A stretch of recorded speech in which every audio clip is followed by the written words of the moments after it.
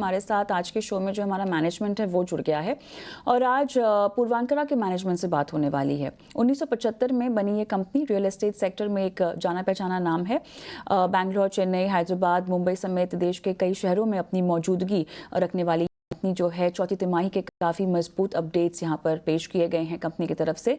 सालाना आधार पर बिक्री की बात करें तो 93% की ग्रोथ भी दर्ज होती हुई दिखाई दे रही है। इसके साथ ही कंपनी ने सब्सिडियरी के शेयरों का भी यहाँ पर अधिग्रहण किया है। रियल्टी सेक्टर में आई तेज़ी से आखिर कितने नए मौके बन रहे हैं, नए प्रोजेक्ट लॉन्च की क्या तैयारियां हैं, और इसी पर विस्तार से बात करते हैं। अभिषेक कपूर हमारे साथ जुड़ गए हैं। अभिषेक, एक बार फिर से स्वागत है आपका हमारी इस बेहद खास पेशकश में और बेहतरीन नंबर्स तो उसके लिए मुबारकबाद। Pre sale collections all time high पर हैं, लेकिन अब आगे की दशा और दिशा आपको इन नतीजों के तर्ज पर कैसी जाती हुई दिखाई दे रही है? ग्रोथ का जो मोमेंटम है, जो ट्रैजेक्टरी है, वो कितना आपको लग सकता है बरकरार रह सकता है FY25 के लिहाज से? सेल्स गाइडेंस खासतौर से अगर आप साझा कर पाएं तो। शुक्रिया शो में इनवाइट करने के लिए। देखें, जहां तक हमारा परफॉर्मेंस, जैसा आपने एकदम परफेक्टली डिस्क्राइब किया, लास्ट ईयर का रहा है, ग्रोथ बहुत अच्छी रही है। और जो हम डिमांड देख रहे हैं वो कटिंग अक्रॉस सभी प्रोडक्ट कैटेगरी में है। लग्जरी, प्रीमियम, जो मिड इनकम हाउसिंग है, मास हाउसिंग है, प्लस प्लॉटेड में भी। तो जो हमारा प्लान है अगले साल के लिए, देखें पिछले साल हमने करीब करीब 10 मिलियन स्क्वायर फुट लॉन्च किया था। हमारा टारगेट इनफैक्ट 15 मिलियन का था, लेकिन हम इन्वेंट्री सिर्फ 10 मिलियन की ओपन करने वाले थे। तो 10 मिलियन लॉन्च करके हमने पूरा 10 मिलियन खोला और उसकी वजह से हमारा करीब करीब 7.35 मिलियन स्क्वायर फुट का सेल हुआ लास्ट ईयर, जिसकी वजह से 5,914 करोड़ की total sale, pre sale value. अगले साल हमारा प्लान यही रहेगा कि जो भी मार्केट का ग्रोथ है, जैसे पिछले साल मार्केट का ग्रोथ 16% था, इस साल भी जो भी ग्रोथ रहेगा, जो कि मुझे लगता है करीब मिड टीन्स के बीच में ही रहेगा, हम उसको आउट परफॉर्म करेंगे, क्योंकि मार्केट शेयर गेन आज की रेट में वो कंसोलिडेटेड एनवायरनमेंट में डेफिनेटली मुझे लगता है कि हमको टारगेट करना चाहिए। तो ये हमारा गोल रहेगा। पिछले साल का जो हमारा 5 मिलियन का स्पिल ओवर है वो ये क्वार्टर, नेक्स्ट क्वार्टर में आने वाला है। तो उससे जो लॉन्च मोमेंटम है वो तो मेंटेन रहेगा। उसके अलावा जो हमारी लैंड बैंक इन्वेंट्री है उस पे भी हम काम कर रहे हैं, उससे एडिशनल लॉन्चेस आएंगे। तो जो हम एरिया और लॉन्चेस का डिटेल है आपको करीब मई एंड में देंगे बोर्ड मीटिंग के बाद, जिसमें हम बताते हैं, जैसे हमने पिछले साल बताया था कि हमारा टारगेट क्या रहेगा लॉन्च के लिए। साउथ और वेस्ट क्लियरली एक फोकस है अगले साल के लिए भी। रीजन वाइज हम 9 सिटीज में है, तो हमारा टारगेट रहेगा कि जितनी इन्वेंट्री हमारे पास है हम जो ला सकें इस मार्केट में, हम उसको लेके आए। अभिषेक, कुछ लॉन्चेस की हम बात करना चाहते हैं। FY25 के लिए क्या क्या पाइपलाइन में है और GDV के लिहाज से भी क्या कुछ पाइपलाइन में है? ये देखें, जो प्रोजेक्ट लास्ट ईयर में लॉन्च नहीं हुए, जिसमें चेन्नई का एक प्रोजेक्ट है हमारा प्रोविडेंट हाउसिंग में, हमारा एक कोची का बड़ा प्रोजेक्ट है प्रोविडेंट हाउसिंग में, और उसके अलावा एक पूर्वांकरा का भी है कोची में प्रोजेक्ट, पुणे में एक प्रोजेक्ट है लॉन्च के लिए। ये जो हमने गाइडेंस पिछले साल दी थी, ये सारे प्रोजेक्ट्स अगले 2 क्वार्टर्स में लॉन्च हो जाएंगे, इस क्वार्टर में और अगले क्वार्टर में। इसके अलावा जो नए एडिशंस होंगे, जैसे मैंने आपको बताया लास्ट ईयर हमने एक रीडेवलपमेंट प्रोजेक्ट साइन किया था मुंबई में, लोखंडवाला में। हमारा टारगेट ये रहेगा कि अगले चौथे क्वार्टर में हम इसको मार्केट में लेके आए। हमारा ऑलरेडी प्रोसेस चालू है अप्रूवल का, डिजाइन फाइनल स्टेज पे है, तो हम ऑलरेडी पुश करेंगे कि हम रीडेवलपमेंट का प्रोजेक्ट लेके आए। और आगे जो इस साल का फोकस रियली हमारा रहेगा लॉन्चेस के अलावा, वो रहेगा एक्विजिशन को लेके। क्योंकि आप देखें, हमने अगर 10 million square foot last year खोला है, तो हमको 10 मिलियन का रिप्लेसमेंट मिनिमम करना चाहिए इस साल। तो हमारा गोल ये रहेगा कि अगले 2 से 3 क्वार्टर में हम इस चीज को पहले कैचअप करें कि हमारा इन्वेंट्री रिप्लेसमेंट होना चाहिए और कंटिन्यू होना चाहिए जो हमारा लॉन्च मोमेंटम है। अभिषेक, ये बताइए यहाँ पर रियलाइजेशन Q4 के लिहाज से अगर हम देखें तो ईयर ऑन ईयर बेसिस पे थोड़ा सा फ्लैट आंकड़ा दर्ज हुआ है। क्या कुछ वे रहा है रियलाइजेशंस के लिहाज से फिलहाल, और expectations in terms of realization और प्रोजेक्ट मिक्स आने वाले समय में क्या है आपकी? जी, बहुत अच्छा सवाल है। आप देखिए, जो हमारा इंक्रीज है प्राइस में, वो आपको फ्लैट इन्वेंट्री मिक्स की वजह से दिखाई दे रहा है। हमने लास्ट क्वार्टर में और उसके पिछले क्वार्टर में प्लॉटेड डेवलपमेंट कुछ लॉन्च किए थे जिनका एवरेज रियलाइजेशन 3,000 रुपए स्क्वायर फुट में था चेन्नई में। तो जिसकी वजह से जो है एवरेज रियलाइजेशन आपको कम है। लेकिन अगर आप प्रोजेक्ट वाइज़ देखें तो प्राइस का अप्रिसिएशन 12% से लेके 25% तक हुआ है, अलग-अलग माइक्रो मार्केट में, अलग-अलग स्टेज के प्रोजेक्ट्स में। तो ये अप्रिसिएशन जहाँ तक मुझे लगता है अगले साल इंडस्ट्री एवरेज अगर पकड़ के चलें तो 8 टू 9% मिनिमम एवरेज इंडस्ट्री होगा। लेकिन प्रोजेक्ट वाइज़ और माइक्रो मार्केट वाइज़ ये वेरी होगा, कहीं 5% हो सकता है, कहीं 25 टू 40% भी हो सकता है, डिपेंडिंग कि वो कौन से मार्केट में है, क्या लोकेशन में और क्या स्टेज पे प्रोजेक्ट है।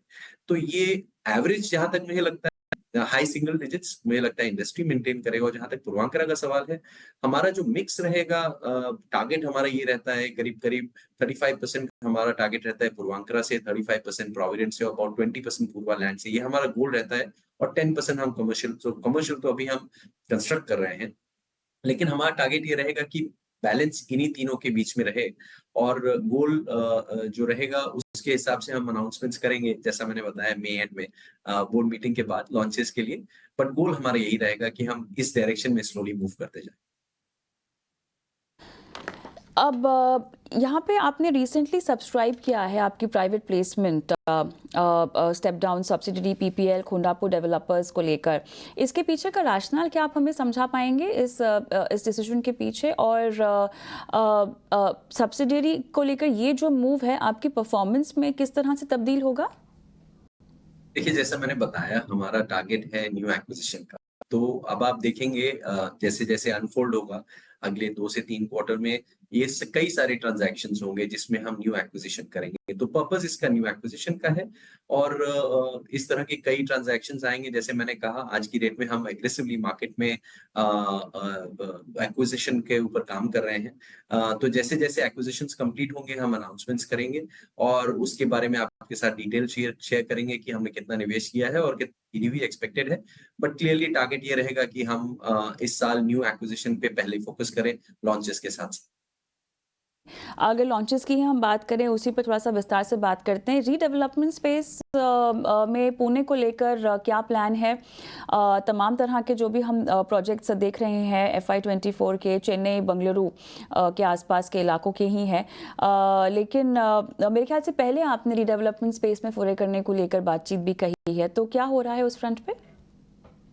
ये कविता बॉम्बे में इस वक़्त फ़ोकस है रीडेवलपमेंट को लेकर के। हमने ऑलरेडी एक प्रोजेक्ट जैसा मैंने कहा लोखंडवाला में ऑलरेडी साइन किया है। आज हम करीब-करीब 20 सोसाइटी के साथ एंगेज कर रहे हैं जिसमें से करीब 4 सोसाइटी है जिसमें एक एडवांस कन्वर्सेशन चल रहा है। हम वेट कर रहे हैं कि हम उस प्रोसीजर को कंप्लीट करें और जैसे वो प्रोसेस कंप्लीट होता है हम आपके पास वापस आके आपके साथ शेयर करेंगे कि क्या जीडीवी ऐड कर पाएँ। लेकिन जो हमारी रीडेवलपमेंट स्ट्रैटेजी है वो बॉम्बे को फ़ोकस में लेते हुए है एज़ अ ज्योग्राफी। जहाँ तक पुणे का सवाल है, वहाँ हमारा मेजर फ़ोकस जेडीए और आउटराइट में है। हम इस वक़्त रीडेवलपमेंट में ज़्यादा अपॉर्च्युनिटीज़ इवैल्यूएट नहीं कर रहे हैं, बट इंटरेस्ट डेफिनिटली है सिटी सेंटर में। अगर कुछ अपॉर्च्युनिटी अच्छी नज़र आती है, तो डेफिनिटली करेंगे। लेकिन आज जो एडवांस प्रोग्रेस हो रही है, वो मेजरली बॉम्बे में हो रही है और हमारा फ़ोकस क्लियरली रहेगा कि south Bombay, western suburbs Chembur तक लेकर के हम रीडेवलपमेंट प्रोजेक्ट्स पे ज़्यादा ध्यान दें और एक्विजिशंस कंप्लीट करें। रेवेन्यू पोटेंशियल्स का कोई अंदाजा आप दे पाएंगे? Sorry I didn't get you. Revenue potentials नए लॉन्चेस को लेकर? जी जी।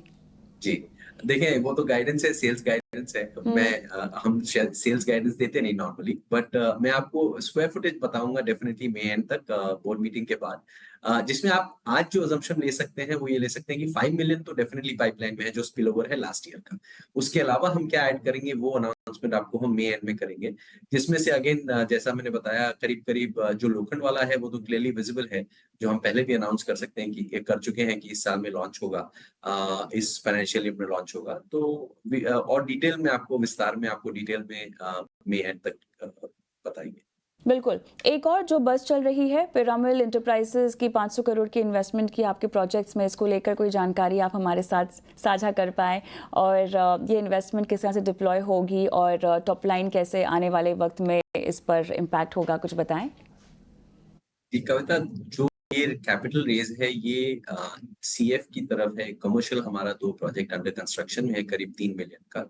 और एक रेजिडेंशियल प्रोजेक्ट है उसके सीएफ के लिए है, और पार्शियली न्यू लॉन्च के लिए है और पार्शियली न्यू एक्विजिशन के लिए है। ये मिक्स है जनरली। जैसा मैंने कहा, जैसे एक्विजिशंस कंप्लीट होते हैं हम आपको उसके बारे में डिटेल और विस्तार पूर्वक बता पाएंगे कि क्या जीडीवी ऐड हुआ, क्या टोटल निवेश वैल्यू है।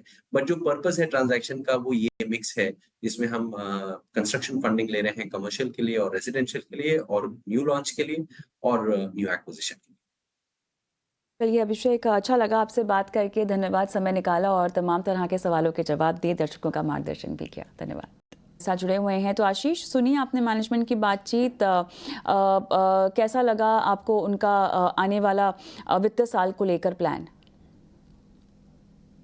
देखो, मैंने तो अभी कंपनी काफी अच्छा कर रही है और प्लान्स भी बहुत अच्छे हैं। और पूरा अगर देखा जाए तो रियल एस्टेट में वैसे भी बहुत अच्छी तेजी बनी हुई है और ग्राउंड लेवल पे भी बहुत अच्छा ऑफटेक है, प्राइसेस में भी और वॉल्यूम में भी। तो उस तरह से तो बिल्कुल ठीक है।